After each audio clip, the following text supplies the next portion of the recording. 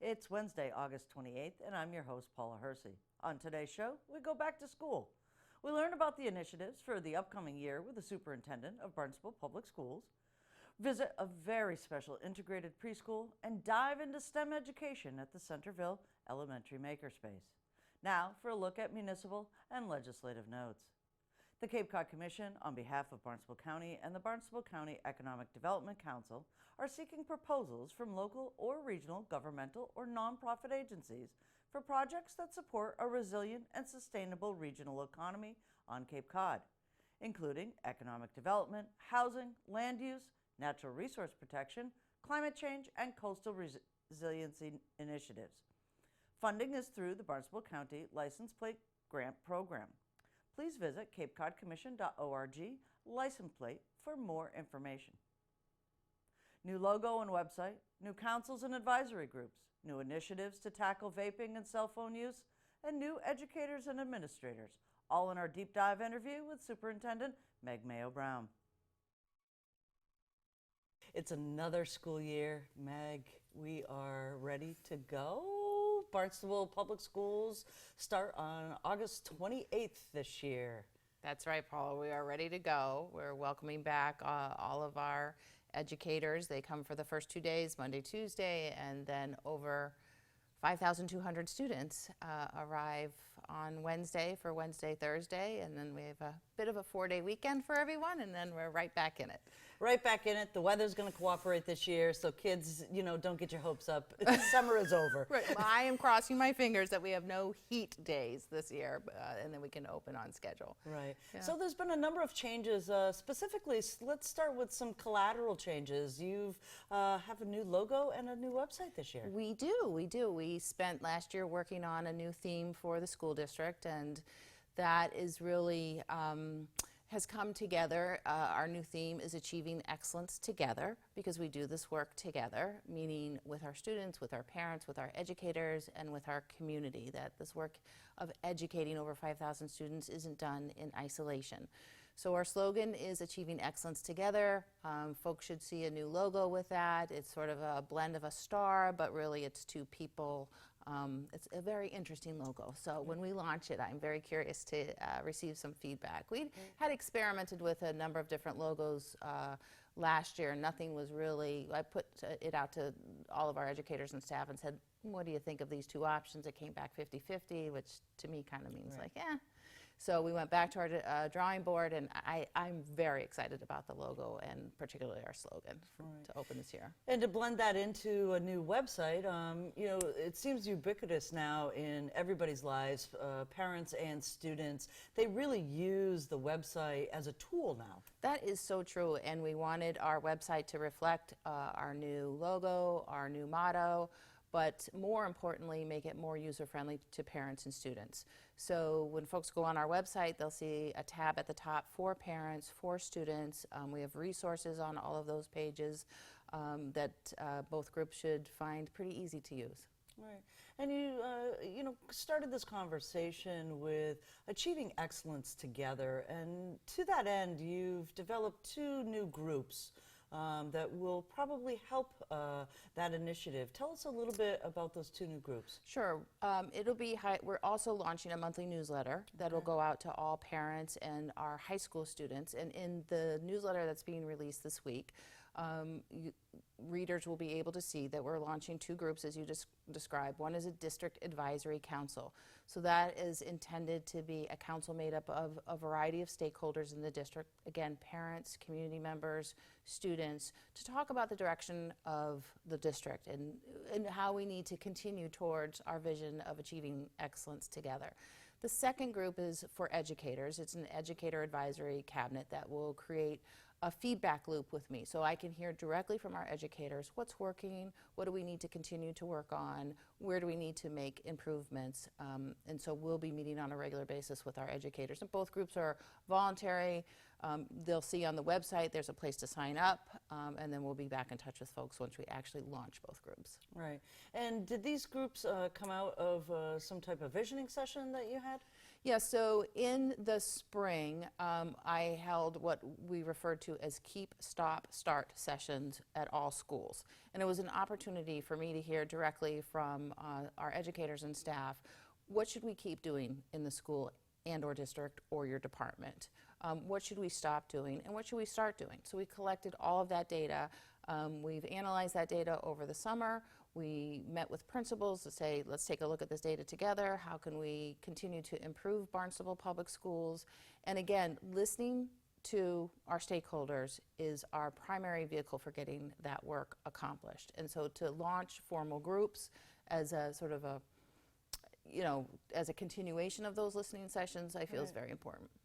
And there's lots of different issues that face the schools, and it seems as we go through the 20th and 21st century, those issues get more complex.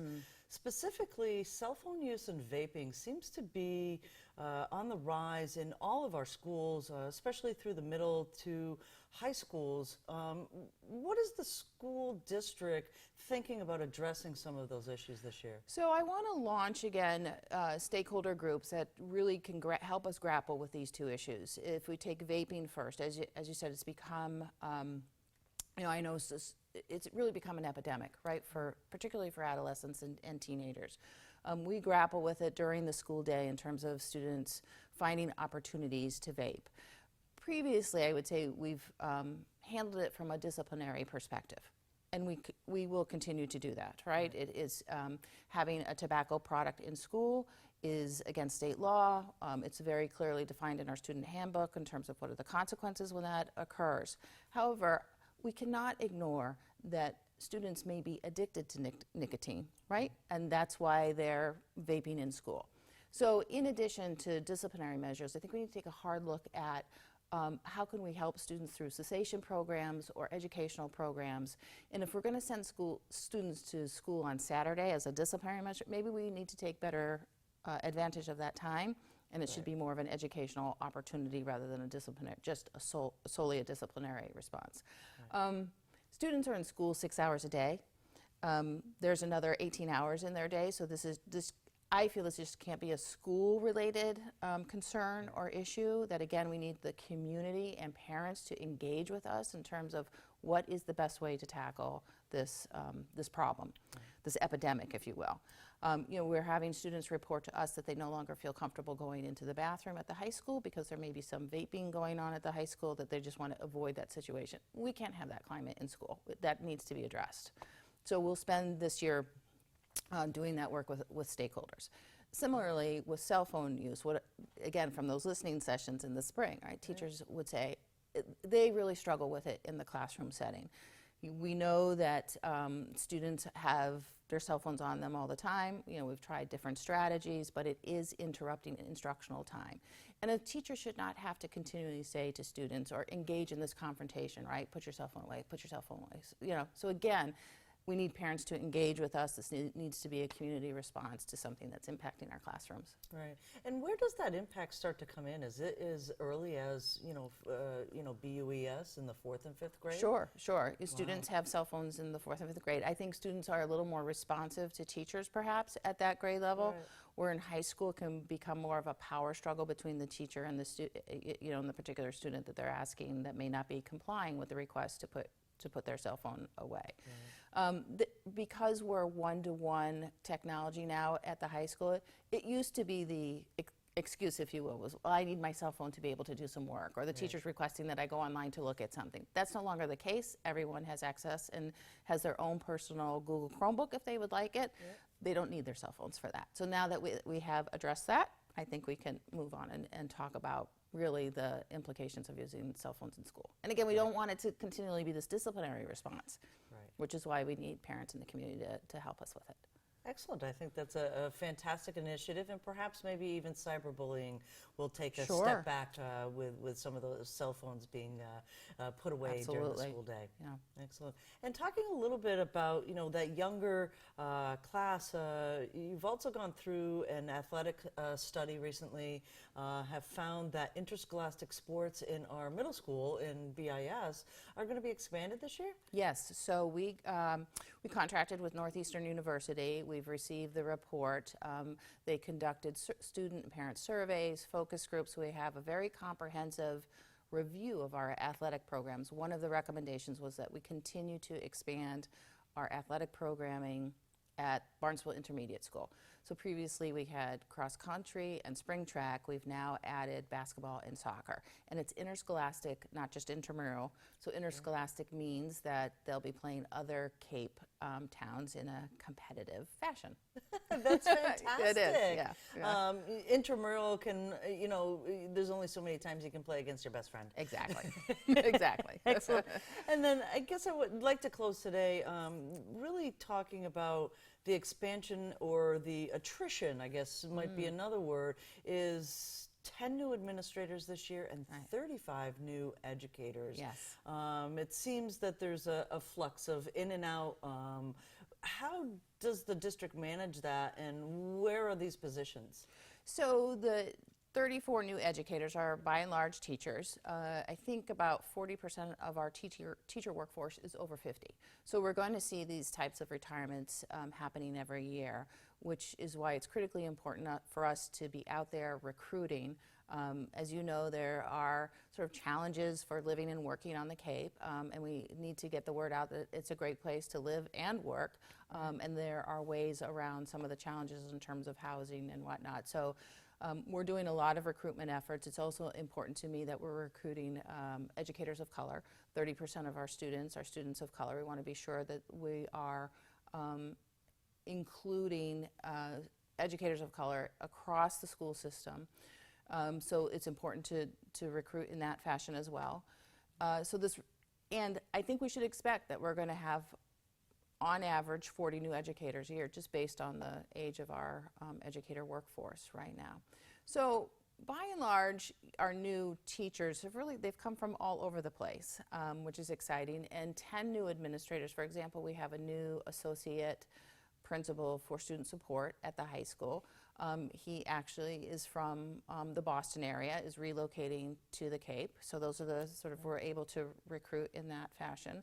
So we have 2 new principals, a new principal at West Villages Elementary School, Mary Zainoon, and then Kathy Milne is the new principal at the Barnstable Community Innovation School. So 2 new principals as well, a new assistant principal at Barnstable Intermediate School. So sort of a range across the board. But it's always exciting to work with folks that are new to the district because we're able to talk about our vision of educating the whole child, our core values, the work that we're trying to do in terms of supporting all students to learn and achieve. And they're here today with us, and it's great to be able to work with them. Right. And I guess this just came up just because you said that. This is the first semester, basically, first school year that the Innovation School is open. That's right. That's right. That's right. That's so exciting. It is. It is. It was a great transition from the Horace Mann Charter School to an innovation school. Went very smoothly. Kathleen Milne, the new principal there, was the math specialist and now has assumed the role of principal. So sort of a seamless transition there. In terms of their enrollment, strong enrollment, good numbers. The word is out that it's open to all 7 villages, so families are enrolling their children, and yeah, it'll be exciting to watch this year. Great. Any message for students? Welcome back. The Enoch Cobb Early Learning Center is an inclusive preschool program that serves children ages 3 to 5 years old with and without disabilities. Children who qualify for special education services are placed in programs based on level of need. Jeffrey Riley, Commissioner of Elementary and Secondary Education, visited this very special preschool this past spring.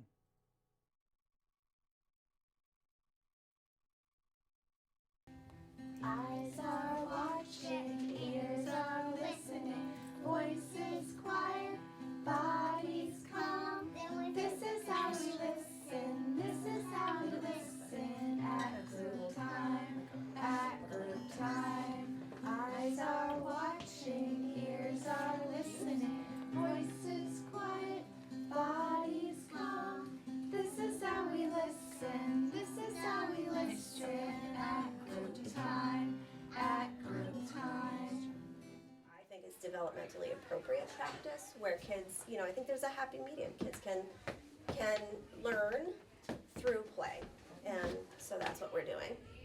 So it looks fun and it is fun, but it's all very purposeful. So hopefully that's what you'll see. You don't have to convince me. I'm a believer. Yeah. So we were delighted to host Commissioner Jeff Riley from the Department of Elementary and Secondary Education here at the Enoch Cobb Early Learning Center.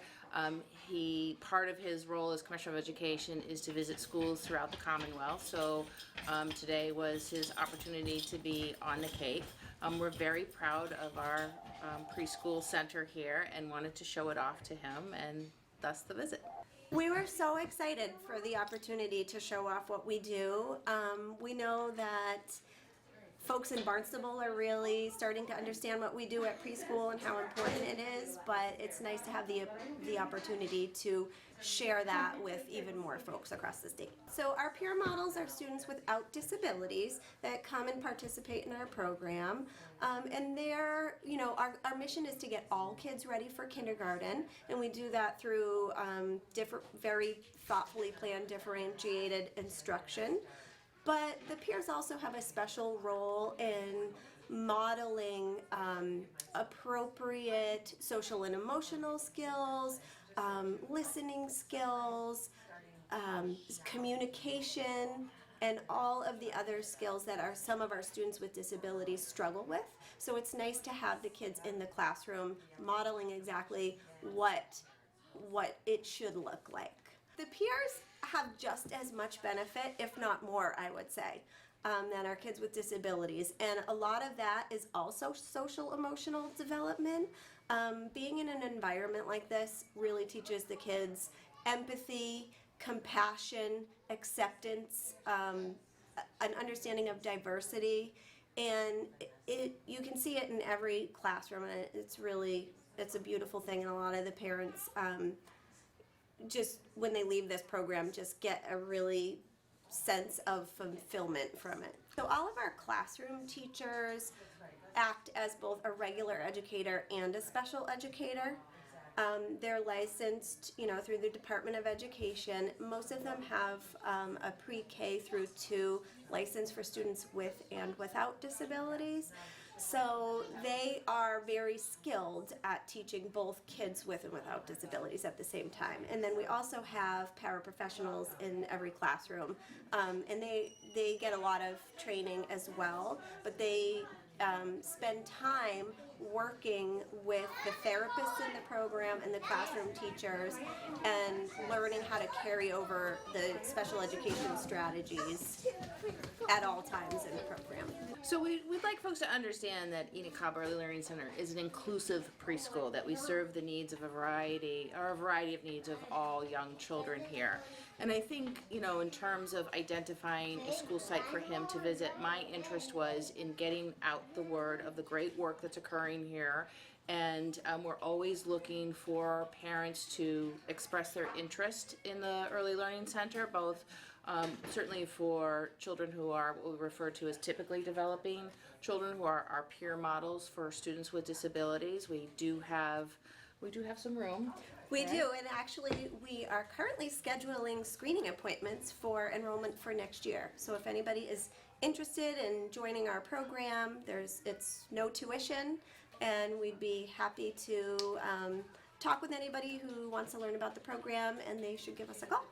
I think what separates us from, well, I don't know every other program, but I would say the thing that makes us really special here is the staff in general, because not everyone, I think, is meant to teach young children, and especially those with disabilities. And I would definitely, as we saw here today, say that everybody in this building is truly meant to be here and is exactly where they should be to help our kids.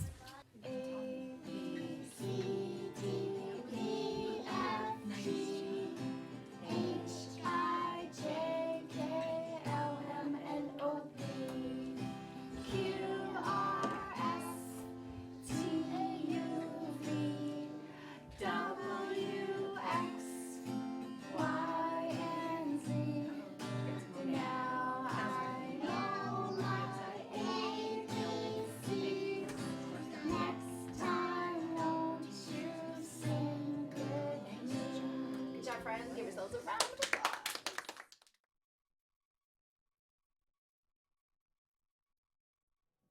School days have changed over the years, and science, technology, engineering, and math, commonly referred to as STEM, has made its way into the elementary schools in the form of a dedicated classroom called a makerspace.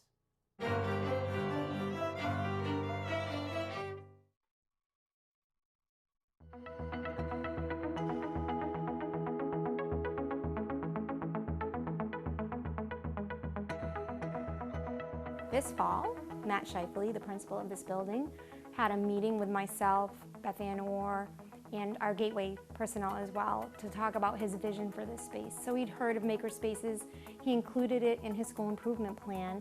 Wasn't really sure what that was going to look like. And so he and I had worked together previously. I was in his building, and he said to me, I want to turn this into a makerspace, what do you think?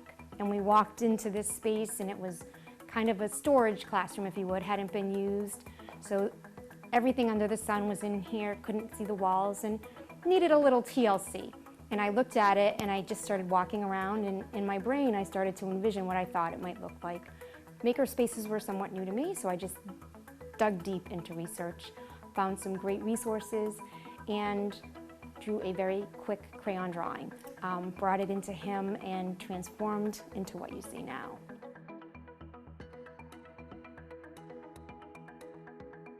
So I think the first step with the makerspace right now is to get our children in and see what ideas our students come up with. And my hope would be that they would be communicating in the regular classroom with their teachers after their experiences here in the makerspace, and maybe generate some ideas that the teachers could bounce off of myself or Mrs. White, our technology educator.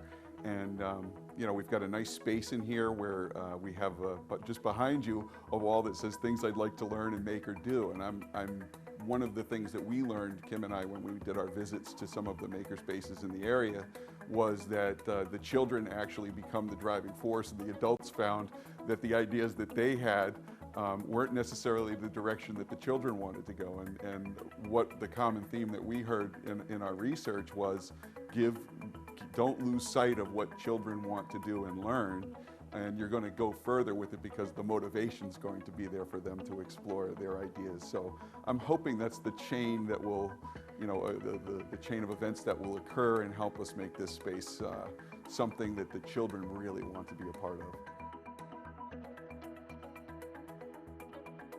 Initially, we had applied to the Barnstable Education Foundation for a grant, and that intent of those monies was to try to change the cosmetic look, if you would, to make it look not like a traditional classroom. So pretty much for paint and some repairs generally to the walls and a couple other areas of the room. And as we were initiating that process, we were approached and offered the opportunity to speak to the Cobb Fund. And so we did a presentation to Cobb Fund, and they very generously gave us a $10,000 grant to enable us to really transform this space into what you see now. So right now, that's kind of my next steps as I'm a big idea person. So when this started, I actually thought this would be up and running, in February, you know, and like any, say, home improvement project, there's steps that have to go along the way. And one of my strengths is I tend to have the big idea, and Mrs. White is absolutely incredible at the details. So I have to give her props for this. So our next steps, I am looking to start developing outside relationships within the community. It's one of the strategic objectives of the district is to develop outside partnerships. I'm currently reaching out to Cape Cod Community College. I would love to get in touch with some of the other maker spaces in the area and see if there's resources that they have that can support some of the ideas that our students are generating. I think it's really exciting to have a maker space at this area because there's not a lot in the elementary level right now, so we're kind of on the pioneering end, I feel like, with children this age. So it'll be very interesting to see the shape and direction it goes. But outside partnerships, I think, are going to be an important part. I would love to see parents, with electronics experience, because we've got some nice electricity stuff and circuitry stuff that we can use here. We've got the sewing center, and I think, you know, there's got to be people out there who would love to share their talents and support children in learning how to sew and learning how to make things from that perspective. And I know at Cape Cod Community College we have a robotics program that is somewhat tied to this school because when we had 4th grade here, I had developed a relationship with Mr. Rick Bashara, who's over there teaching robotics, and that started over here at Centerville with him and I running some robotics when we had some older children here. So I'm looking forward to developing those next relationships with people. Students are going to come here and they're going to struggle with problems. It's a mindset shift, and that's going to be our biggest challenge. It's not a space where an entire class comes and replicates a project. It's a space where students come in smaller groups, work collaboratively, teachers identify a problem, ask them some questions, allow the students to struggle through that problem-solving philosophy, try something with a prototype, figure out what doesn't work, fix it, and then come up with their end product. All of these areas encourage collaboration.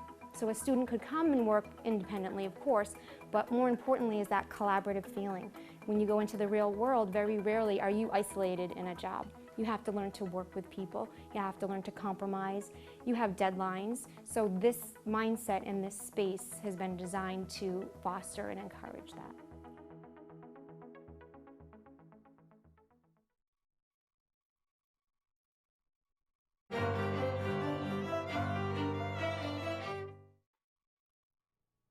Up next, things to do, places to go, and people to meet. On Cape Cod, the Master Gardener program provides support to Cape Cod Cooperative Extension's horticultural and agricultural program by extending the outreach of unbiased information to the public. Anyone who is knowledgeable or experienced in gardening, enthusiastic, interested in helping people, and able to communicate effectively can become a Master Gardener.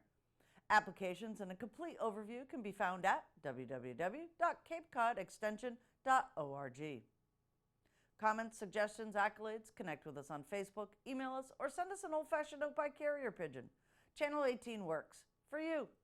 I'm Paula Hersey, and thank you for watching Barnstable Today.